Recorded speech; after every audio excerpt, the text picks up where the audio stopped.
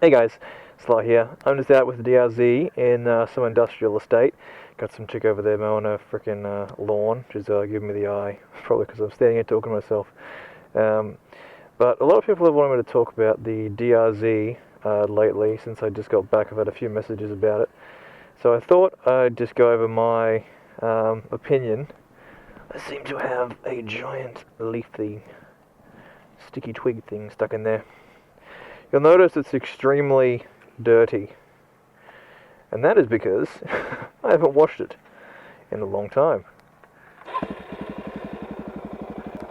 So I'm going to get on it and go for a ride, considering there's people sitting right fucking there watching me.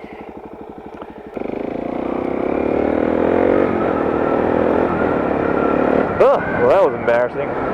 Anyway, let's talk about the DRZ, shall we? Whoop, a little bit of rocks. When I bought this bike, it was a replacement for the GSXR 750. As most of you may know on the channel, I've had the, Violet, the bike I called Violet, which was tragically killed by a police officer just doing his job, apparently. So I bought this as a replacement. So that was me going from a super sport bike, 750 cc's, down to a 400cc dirt bike.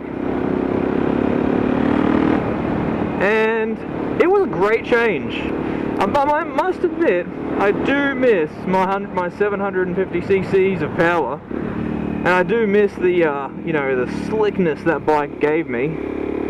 But there's just something about a supermoto that is so tempting and so amazing. It's just so hard to not have fun on this bike.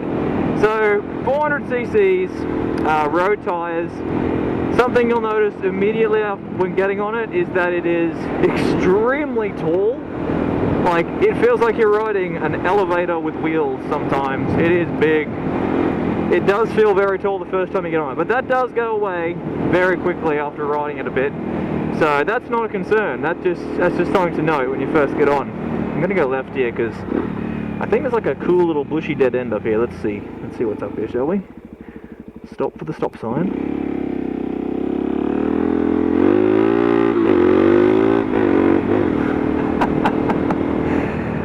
Yeah, the low range power on this thing is one of the best things about this bike.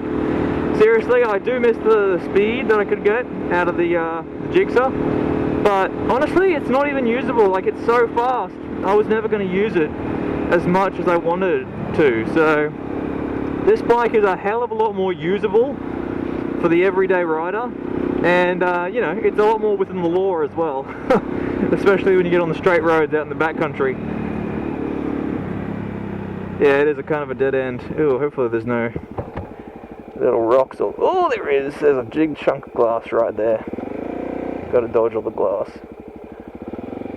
Bloody hell. All those P-platers hanging out down here, doing those drugs and drinking those Drinking the cigarettes? Yeah, well, hey, it's a whole new world. Drinking cigarettes. I think the best thing about this bike is the fact that you can take it literally anywhere and it will do the job and make you have an amazing time. You can take this bike in the twisties and you'll be loving it. You'll be getting really low, lower than you thought you could get ever, because of how light this thing is. You can take it in the streets, just like I'm doing right now. And it is comfortable as all hell. It is so easy to navigate around these turns and through the traffic. And you can take it off-road. If you put the right wheels on it, you put off-road tires on it, you can take this thing off-road and have the time of your life, because it's essentially a dirt bike with road tires. So you can do the twisties, you can do the everyday, you can do the dirt. You can also do the traffic, because holy goodness me, this thing is very good in traffic.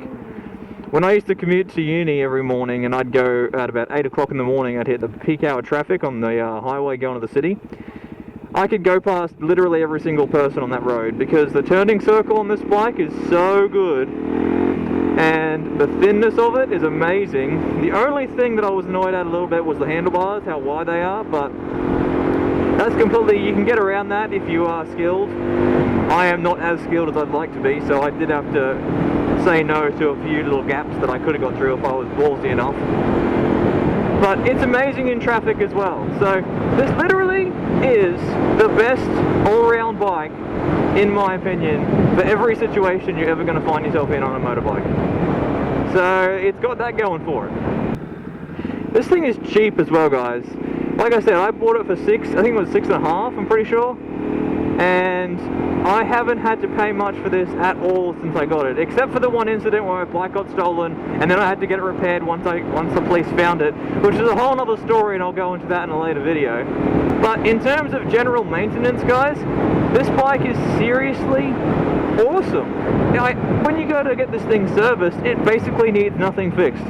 I don't know if it's just me being lucky with this bike and how good it is, but it legitimately has had no issues whatsoever since I've purchased it, and it's been the cheapest bike to run and maintain ever. So, not to mention it's Suzuki, you know. If you do need a part for it, it's a Suzuki part, so it's not going to be expensive. It's not like you got a BMW and you're going to shell out $1,000 for a freaking chain or something. It is cheap. Oh my god, a big hill! Whee! I freaking love this hill. I used to come down here on a skateboard and nearly kill myself. It was terrifying. So, let's see, what have I covered? Let's see, so it's cheap. Okay, it's cheap. It's usable in most situations you'll ever need a bike for. What else?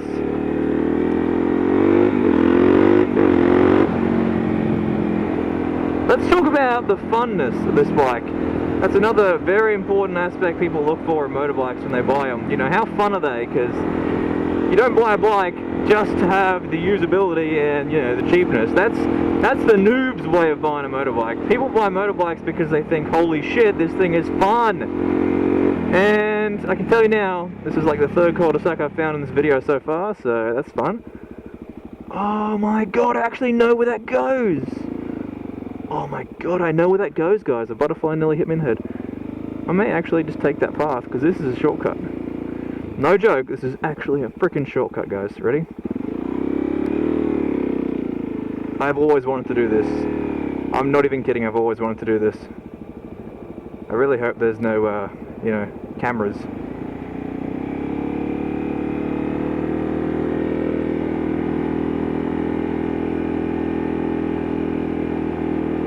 Wow. And there we go. Back where I wanted to be. Oh, yeah. Alright. So anyway, is it fun? Well, as you just saw, yes, it is fun. You can do stuff like that, although it is not very legal. Please don't arrest me, any policemen that are watching this, but it is a hell of a lot of fun. And it is so awesome to have the feeling that you can just go anywhere on a bike. Like, if I had a Super Sport, I may have been questionable about that move just there, because you never know, you know, going up a gutter, like when I dropped off the gutter on the end, that might not have gone down too well with a Super Sport chassis, you know? But on this bike, I got no problem. I got frickin' suspension. I got so much clearance between the bottom of this bike and the wheels that I can just drive up and go over literally anything. So, it's got that going for it. And the low range power on this thing is so good. You can literally pop a wheelie by accident just by accelerating it too much. And I'm not kidding, I have come out of corners before, given it a little bit too many beans, and then I've had frickin' gas for days, and by that I mean I've nearly popped a wheelie and nearly killed myself. So, yeah. It's fun. There's a frickin' stick on the road.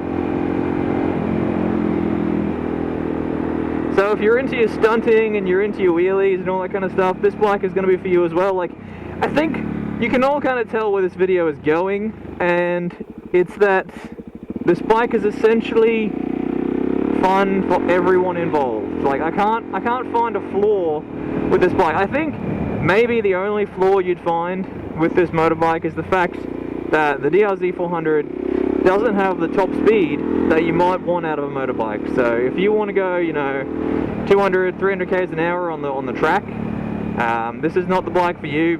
So, you know, this isn't really the bike for you if you want speed, because, you know, max speed is what, 130, 140? I don't really know. I haven't really tested it 100%. I know it can definitely maintain 110 on the highway, no problem at all, but I think, I don't know, maybe 156, 58, something like that, guys. You'll have to Google it. Maybe I'll put it on the screen here for the top speed of the DRZ. But yeah, if you want to go 300 k's an hour on the track, it's not the bike for you. And you know, some people only want a bike so they can go take it to the track on the weekend and hit that 300 k's and feel like a badass. So you know, if that's you, then this isn't your bike. But for everyone else who doesn't need to go, you know, the speed of Superman every weekend, and you just want a really fun bike that's cheap to maintain, looks pretty damn cool, because it is, you know, it's a supermoto, guys. It has that thing going for it. So yeah, I'm kind of repeating myself a bit here, but if you want a bike that's easy to ride, reliable to use, cheap, fun, got the power where it needs it, you can do stunts, you can go anywhere, you can impress your friends, you can take your missus for a date, you can do literally anything you want, this is the bike for you, and that is the reason why I purchased it. Because, well, actually, no, that's not the reason I purchased it. I purchased it purely because I really wanted to see what a supermoto was like. This is my first supermoto ever, because I've come from a regular sport bike to a super sport bike, and I wanted to take a step back and just see, you know, how's the other life living? What's it like on the other side of the grass? Is it greener on the other side? And it turns out, it is slightly greener, but it does stink a little.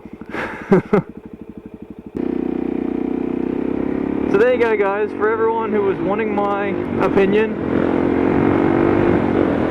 on the DRZ and they wanted to know if it was good and if it was treating me well and if I enjoy it, then you've got your answer now. So there you go. This is the video for you. And for anyone who didn't want that, then, well, fuck. Why did you just watch the whole video then? What the fuck are you doing, mate?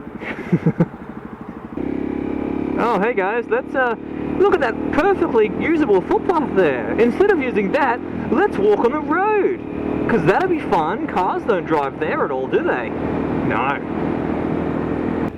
Alright guys, that's the end of the video, and thanks for watching. If you want any more videos on this channel, or you want me to talk about anything specific, chuck a comment down below, give me some ideas to talk about, guys, because I am free to talk about as many things as you want, and I'm free to do as many things as you want. I just do not accept anal as an option, okay? Yeah! For some reason, there's so many rumors going around that I'm just dead.